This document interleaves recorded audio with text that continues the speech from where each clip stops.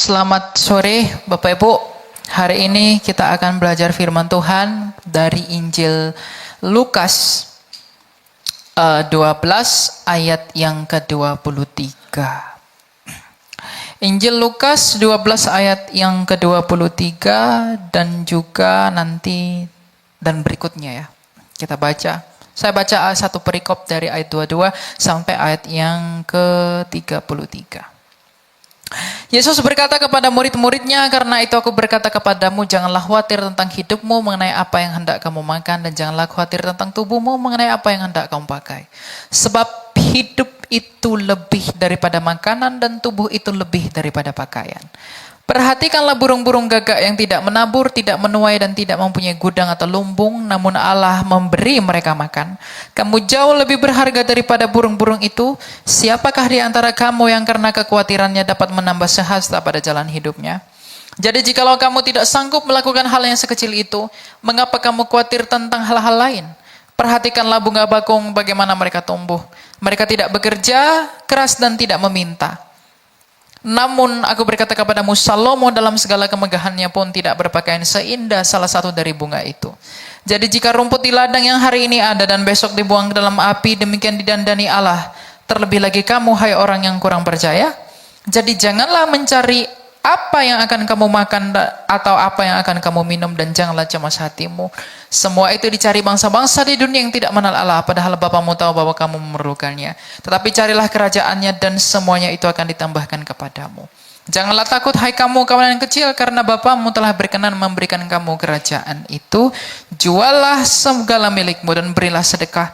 Buatlah bagimu pundi-pundi yang tidak dapat menjadi tua, harta di surga yang tidak akan habis, dan yang tidak didekati pencuri, dan yang tidak dirusak ngengat, sebab di mana hartamu berada, di situ jugalah hatimu berada."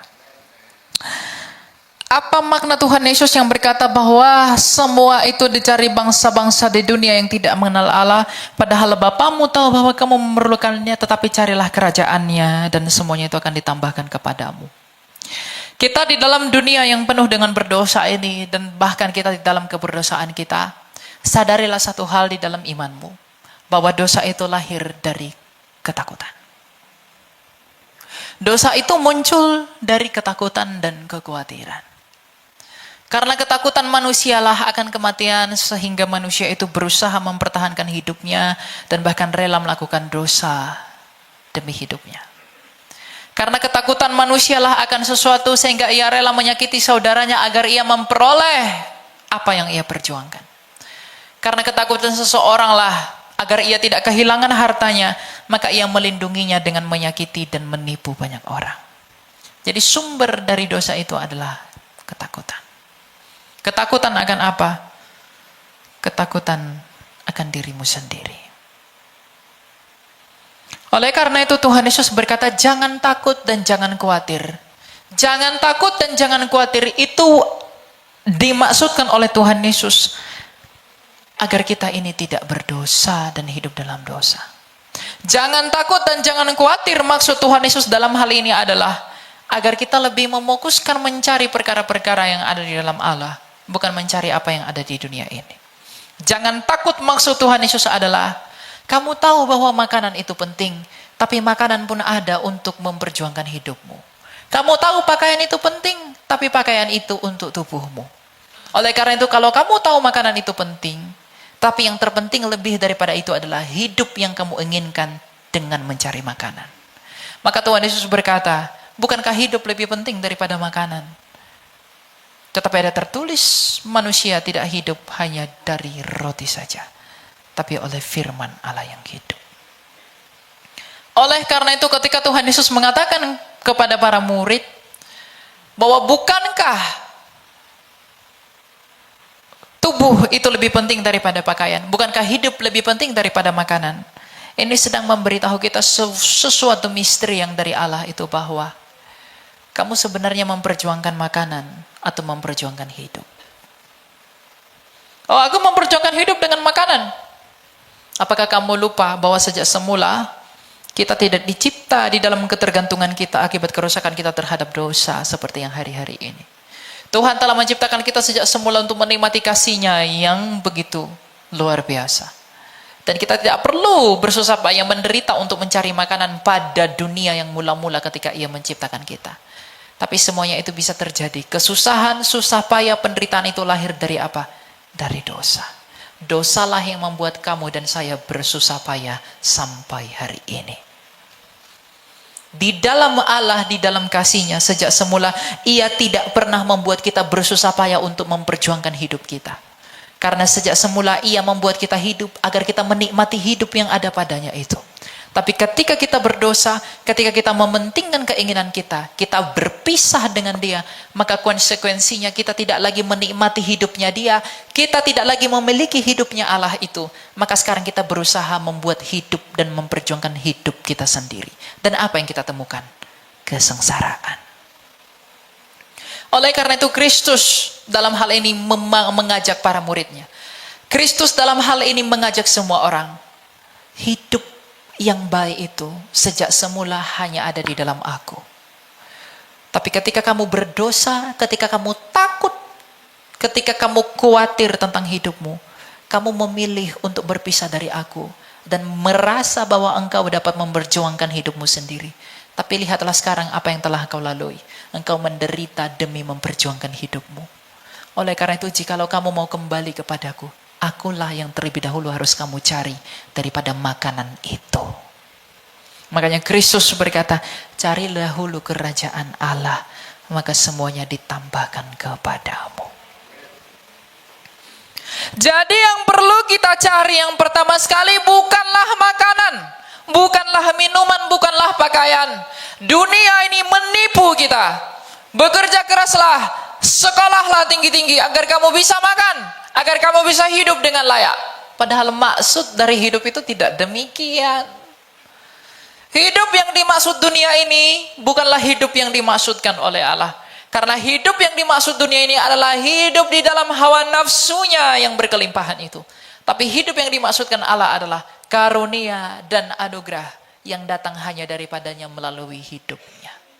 Oleh karena itu Tuhan Yesus berkata, carilah dahulu kerajaan Allah. Artinya apa? Carilah dahulu aku yang bisa membuat kamu hidup. Dan sejak semula akulah yang menghidupkan kamu. Apakah kamu tahu kamu berupaya mencari makanan begitu susah? Kamu begitu sengsara mencari banyak makanan di dunia ini. Itu adalah upayamu yang sombong, upayamu yang licik di dalam usahamu untuk mempertahankan hidupmu di luar daripada aku. Padahal Kristus dengan tegas bersabda, di luar aku engkau tak dapat berbuat apa-apa. Jadi kalau demi makanan kita menghina Kristus, kalau demi pakaian kita meninggalkan Kristus, kalau demi perut dan demi yang di bawah perut kita meninggalkan Dia, maka kita tidak akan menemukan apa yang sedang kita dambakan itu. Bayangkanlah betapa indahnya hidup bersama dengan Allah itu. Sejak semula kita diberi segala sesuatu bahkan di luar dari apa yang kita bayangkan. Kita tidak dapat membayangkan apa yang Allah sediakan sejak permulaan zaman. Karena apa? Kita ditutupi oleh dosa-dosa kita yang begitu berat. Dosa itu, Rasul Paulus berkata, dosa itu memiliki tipu daya yang begitu kuat. Dan tipu daya dosa itulah yang membuat hati kita tertutup atas kemuliaan yang Allah sedang sediakan. Sehingga kita melupakan semuanya itu. Kita melupakan apa yang sedang Allah sediakan. Dan berfokus kepada apa yang rusak yang di depan kita. Sadarilah betapa kejinya dosa itu menipu kita. Sadarilah betapa menyeramkannya dosa itu menghalangi kita kepada Allah. Oleh karena itu kenali dosamu. Sadarilah dosamu agar ketika kita menyadari dosa kita. Kita dapat dengan peka mengerti apa maksud dan kehendak Allah. Makanya sabda Tuhan Yesus berkata, carilah dahulu kerajaan Allah. Carilah dulu kerajaannya agar apa? Karena memang semula kita ini diciptakan di dunia ini untuk hidup dalam kerajaannya. Makanya di dalam Kristus anaknya yang tunggal itu kita disebut sebagai pewaris atas kerajaannya di mana kita pernah terhilang karena dosa-dosa kita. Jadi tidak ada hal yang lebih penting dalam imanmu sebagai orang Kristen selain daripada mencari kerajaan Allah itu. Enggak ada. Kalau kamu datang ke gereja, Tuhan, aku datang ke gereja agar Tuhan berikan aku makanan, agar Tuhan berikan aku banyak uang, agar Tuhan berikan, bukan itu tujuanmu datang ke tempat ini. Kalau itu tujuanmu datang ke dunia, ke tempat ini, kamu tidak mengerti apa imanmu kepada Kristus. Sebab kamu hanya berpikir kamu hidup oleh makanan, sehingga kamu datang ke gereja ini hanya demi makanan, mengemis makanan kepada Allah, agar kamu diberi makan. Tapi kamu melupakan yang terbesar, itu hidup dalam kerajaannya itu. Jadi menjadi seorang Kristen itu bukan tentang agar kamu dapat makanan, agar kamu punya pakaian, agar kamu punya tempat tinggal. Bukan. Bukan itu. Ubah pola pikirmu mengikut Kristus. Kalau itu yang kamu cari, kalau makanan yang kamu cari mengikut Kristus, kalau pakaian, kalau rumah, kalau kendaraan yang kamu cari dengan mengikut Kristus, kamu melupakan hidup yang ada pada Kristus itu. Karena hidup tidak ada di dalam rumah, hidup tidak ada di dalam makanan. Tapi karena makananlah kamu berusaha hidup. Hidup itu hanya ada pada Dia yang pernah bersabda, Akulah jalan dan kebenaran dan hidup. Kalau hidup hanya ada pada Dia, mengapa kita menyia-nyiakan banyak waktu, bukan mencari Dia, tapi memanfaatkan Dia demi makanan dan pakaian? Kenapa kita tidak mencari Dia sang hidup? Bukankah hidup yang kamu perjuangkan dengan mencari makanan? Bukankah hidup yang kamu cari dengan memperjuangkan pakaian? Bukankah hidup yang kamu cari dengan memperjuangkan kendaraan? Bukankah hidup yang kamu cari dengan memperjuangkan banyak uang? Kita memperjuangkan alat yang licik yang membuat kita bisa tetap hidup. Tetapi kita tidak memperjuangkan hidup itu sendiri. Itulah tipu daya dosa. Kita ditipu sekian lama di dalam maksud yang tidak berkenan di hadapan Allah. Makanya sabda Kristus itu sangat dalam. 1, 2, 3 kata dari mulutnya sang sabda itu bukan tanpa arti. Itu memiliki arti yang mewakili seluruh kodrat manusia itu dan mengapa ia datang dalam inkarnasinya. Hal-hal seperti inilah yang harus kita sadari agar kita mengerti apakah artiku ada di dunia ini ya anak Daud. Apakah tujuannya engkau mengatakan itu ya Tuhan Yesus? Apakah maksudmu berkata demikian? Mengapa engkau berkata seperti itu? Dan apakah maknanya itu buat hidupku dan reformasi hatiku?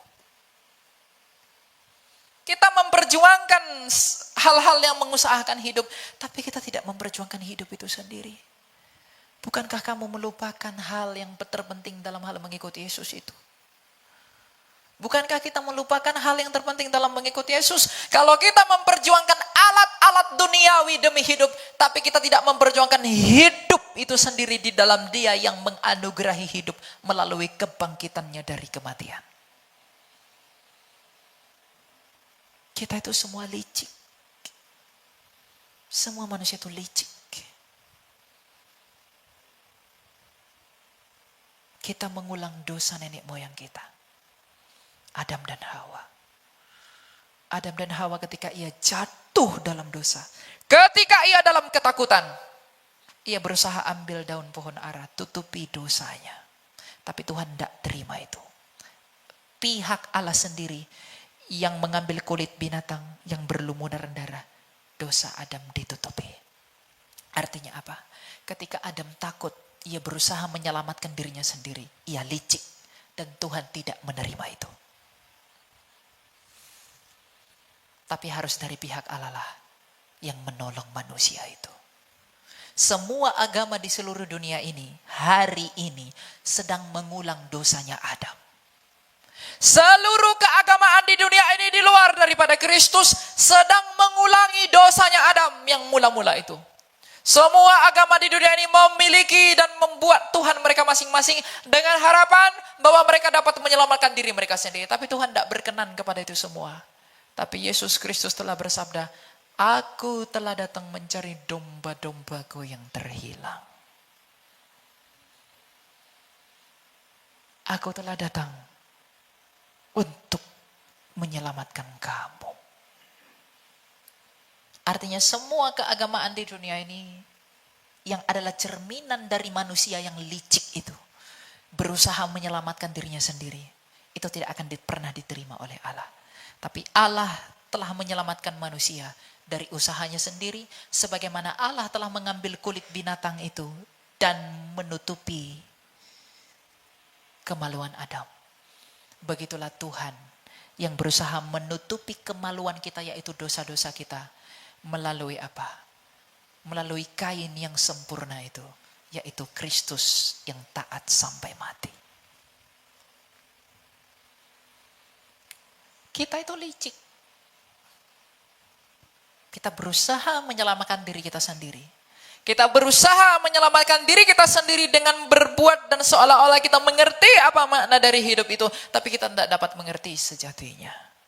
Jadi kalau ada orang yang berasa bahwa dia berpengertian, ia menipu dirinya sendiri. Karena hidup itu misteri yang tak terselami. Kalau kamu siap menerimanya, Tuhan memberi kamu anugerah.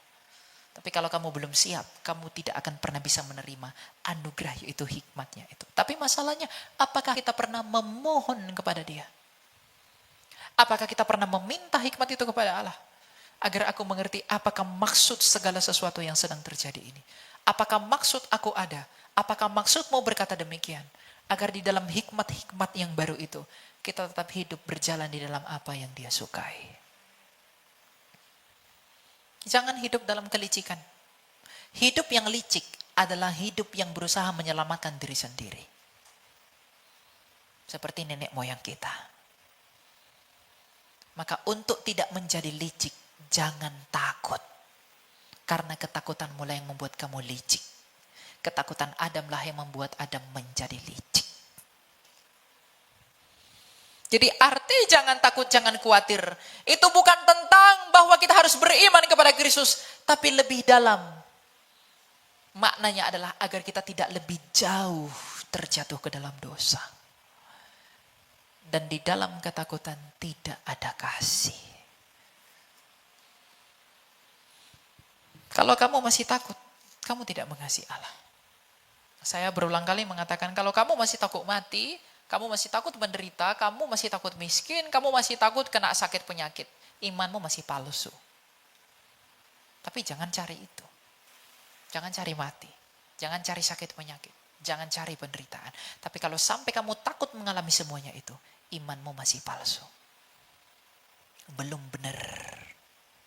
Sebab iman yang sejatilah di dalam Paulus yang membuat ia tidak takut miskin dalam hal menginjil Kristus. Oleh karena iman yang sejati di dalam Petruslah yang membuat ia tidak takut mati dengan dianiaya salib terbalik di Roma. Oleh karena iman yang sejatilah dari Ignatius, Irenaeus dan semua murid-murid Kristus membuat Ignatius tidak takut mati dimakan di kandang singa. Oleh karena iman yang sejatilah yang dimiliki Yohanes yang membuat ia tidak takut mati dengan digoreng dalam minyak. Oleh karena iman yang sejatilah dalam Timotius, rasul yang muda itu, membuat ia tidak takut menderita mengikuti bapa rohaninya, Paulus. Oleh karena iman yang sejati pada Pauluslah yang membuat ia tidak takut menderita ketika mata dan duri dalam dagingnya tidak diluputkan oleh Tuhan. Jadi kalau kamu masih takut semuanya itu, imanmu masih palsu. Imanmu belum benar. Dan kita masih ditipu oleh iblis. Karena iblis itu berusaha menakut-nakutimu dengan maut. Iblis berusaha menakut-nakutimu dengan penderitaan. Iblis berusaha menakut-nakutimu dengan kematian. Iblis berusaha menakut-nakutimu dengan sakit penyakit. Padahal bukankah seharusnya kasihmu kepada Kristus cukup membuat kamu percaya bahwa ia telah mengalahkan kematian itu. Jadi kalau kamu masih takut kepada semuanya itu adalah bukti kamu tidak mengasihi Dia. Dan ketika kamu tidak mengasihi Dia, ketakutan pun muncul. Jangan takut. Tapi itu bukan sekedar ajakan perwira tinggi. Itu bukan sekedar ajakan seorang bangsawan. Ketika presiden berdiri menghadapi perang, mengatakan jangan takut, jangan takut. Itu artinya apa? Tenang, kamu selamat. Nanti aku akan membantu kamu, kamu gak akan kesusahan. Sabda Kristus ketika berkata jangan takut, itu lebih berarti daripada sabda siapapun.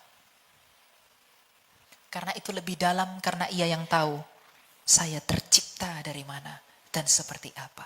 Maka ketika Kristus mengatakan jangan takut, maknanya jauh lebih dalam kalau kamu mencari makna itu. Dan hikmat itu tertimbun di atas banyak debu-debu dunia ini. Maka kita yang harus mencari itu. Dan kita harus membersihkan debu-debu itu. Dengan apa? Mati terhadap banyak hal. Mati terhadap keinginan daging. Mati terhadap keegoisan. Dan mati terhadap cinta kita yang sia-sia yang tidak berkenan kepada Kristus Tuhan kita. Oleh karena itu, kalau kamu tidak takut kepada semuanya itu, Bapamu pun tidak akan pernah mengurangkan kamu sedikit pun dari apa yang kamu perlukan. Tidak akan pernah. Makanya saya katakan kepada anak-anak muda, kalau kau anak-anak muda demi mencari pacar, demi mencari perempuan atau laki-laki, demi mencari jabatan di kantormu, demi mencari pengaruh, kamu rela meninggalkan Kristus bahkan mengkhianati prinsip-prinsipnya. Kamu sedang menjadi licik dan kamu tidak memiliki kasih kepada Allah. Bukankah kasih yang sempurna yang dimiliki oleh para rasulnya Kristus yang membuat mereka tidak takut mengalami apapun di dalam penginjilannya? Jadi kalau kamu masih takut, kamu tidak mengasihi dia. Adakah di sini yang masih takut? Tidak perlu tunjuk tangan. Renungkan itu. Apa yang aku cari, apa yang aku inginkan, mengikut dia. Sang Kristus itu. Kerajaan Kristus inilah, kemuliaan di dalam kerajaan itulah yang ia sedang persiapkan kepada orang yang mau mencari kerajaan itu. Kerajaan Allah adalah upah. Upah bagi siapa? Upah bagi mereka yang bekerja mencari kerajaan itu. Upah bagi mereka yang mendambakan kerajaan itu. Upah bagi mereka yang mengupayakan kasihnya kepada Allah. Sebab karena begitu besar kasihnya Paulus kepada Kristus, sehingga ia beroleh akhir hidup yang baik di hadapan Allah. Dan ia pun duduk bersama-sama dengan rasul yang lain untuk menghakimi ke-12 suku bangsa Israel. Maka kita harus peka terhadap hal seperti ini agar kita tidak menyia-nyiakan hidup anak-anak muda secara khusus. Jangan sia-siakan hidupmu di dalam hal-hal yang tidak berarti. Renungkanlah betapa indahnya hidup bersama dengan Allah itu. Hidup bersama dengan Allah bukan tentang tercukupinya makanan-makanan. Jadi kalau dikatakan ada yang mengatakan lumbung-lumbungmu akan penuh, akan begini. Enggak itu artinya. Bukan begitu arti mengikut Tuhan itu. Memang di perjanjian lama itu ditekankan, tapi di perjanjian baru, hidup itu langsung yang dihadiahkan. Kalau di perjanjian lama Allah itu menyediakan sarana-sarana di dunia ini, di perjanjian baru dia menghadiahkan ujung dari sarana itu, yaitu Kristus. Makanya dalam Galatia 3 dikatakan Kristus adalah perintis iman. Dan dia apa? Yang dituntun oleh iman. Ketika Kristus itu datang, ketika iman itu datang, maka kita tidak lagi di bawah pengawasan penuntun. Jadi nilai-nilai moral di perjanjian lama memang adalah baik dan berguna bagi kita dalam konteksnya itu. Jadi sekarang tuh tidak relevan untuk lumbung-lumbungmu penuh apa segala macam. Itu untuk perjanjian lama. Karena mereka masih dalam masa tuntunan. Tapi sekarang di perjanjian baru. Hidup itu sendiri yang diperjuangkan dengan lumbung-lumbung itulah yang dihadiahkan bagi dunia ini. Tapi kita masih mencari lumbung-lumbung itu. Bukan mencari hidup yang sudah dinyatakan itu. Bukankah kita menyanyiakan banyak waktu dengan demikian? Bukankah kita menghilangkan banyak kesempatan dengan demikian? Dosa-dosa saya lah, dosa-dosa kita semualah yang membuat kita kadang tidak dapat mengerti apa makna Allah dalam hidup kita. Oleh karena itu, Tuhan Yesus pernah berkata, kalau kamu tidak menjadi seperti anak kecil ini, kamu tidak akan masuk dalam kerajaan surga. Artinya apa? Jadilah seperti anak kecil, bayi, infant. Artinya apa? Kita seperti tidak dapat melakukan apa-apa. Agar dia yang dapat melakukan itu kepada kita. Berserah kepada Tuhan itu bukan Tuhan, inilah keputusanku Tuhan. A, B, C, D, E, ini Tuhan, silakan pilih yang mana yang kau suka Tuhan. Itu bukan berserah, itu memanfaatkan dia. Sama seperti bayi yang tidak dapat berbuat apa-apa. Ibunya itu sesuka hatinya mau dandani bayinya seperti apa. Bedaknya ditaruh di mana itu terserah ibunya. Karena menurut ibunya ini yang terbaik buat anakku ini. Bayi itu belum punya hak untuk mengatur ibunya. Bedaki aku di sini, bedaki di sini, di mana. Dia belum punya hak. Tapi apa yang dilakukan ibunya terhadap bayi itu adalah yang terbaik untuk keselamatan anaknya itu. kita pun begitu. Kalau kamu sajikan opsi kepada Allah, Tuhan inilah A, B, C, D, E, sampai Z. Pilihlah Tuhan mana yang baik. Dengan demikian aku berserah. Kamu memanfaatkan dia. Bukan berserah. Berserah itu adalah, Tuhan aku harus bagaimana. Kalau kamu sakit, kalau kamu, Bapak rohani saya mengajarkan satu hal yang penting. Kalau kamu sakit, kamu menderita, jangan terburu-buru minta doa, Tuhan sembuhkan aku. Jangan. Atau kamu bersyukur, terima kasih Tuhan, dengan maksud ketika kamu bersyukur Tuhan akan sembuhkan kamu. Itu licik dan tidak murni. Tapi cobalah berdoa, Tuhan aku harus bagaimana dengan keadaan ini. Karena kita nggak mengerti apa maksud Tuhan di dalam duka yang Tuhan izinkan itu. Apa maksud Tuhan di dalam suka yang Tuhan izinkan itu. Itu namanya berserah. Aku udah berserah kepada Tuhan. Ada orang yang ngomong begitu, bagaimana caramu berserah? Apapun keputusan Tuhan, oke, biarlah. Tapi dia yang ngatur keputusan itu. Yang mana aja. Itu bukan berserah namanya. Kita menjadikan dia sebagai calo. Mana yang baik, mana yang baik. Oleh karena itu berserahlah dalam hal mengikut Kristus. Dan untuk bisa berserah, yang paling penting yang harus kamu miliki adalah kasih. Ketika kamu mengasihi Allah sepenuhnya, kamu akan percaya kepada janjinya. Ketika kamu mengasihi Allah, kamu tidak akan takut, sebab di dalam ketakutan tidak ada kasih. Dan ketika kamu tidak takut, itulah kamu berserah. Karena saya tidak tahu apa yang saya lihat di depan mata, tapi Tuhan tahu apa yang di dalam semua hati. Itulah mengikut Kristus itu. Mudah enggak? Enggak mudah. Gampang enggak gampang. Karena kita bukan orang-orang yang mudah rela. Rela meninggalkan apa yang tidak berkenan di hadapan Kristus. Karena kebanyakan daripada kita mengikut Kristus itu pun tidak murni. Upayakanlah diri kita menjadi murni. Banyak dari kita, bahkan mungkin termasuk saya, tidak murni mengikut Tuhan. Ada hal-hal baik yang kamu lakukan agar kamu dipuji orang. Kamu melayani Tuhan agar kamu dilihat hebat oleh orang. Itu maksud-maksud yang tidak murni itu. Kamu menolong sesamamu agar kamu diberikan balasan yang baik. Itu yang tidak murni. Tirulah Kristus dalam banyak hal. Kalau orang berbuat jahat kepada kamu,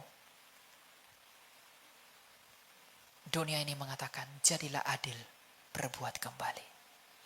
Kalau orang berbuat tidak adil kepada kamu, dunia ini berkata, jadikanlah hal yang sama.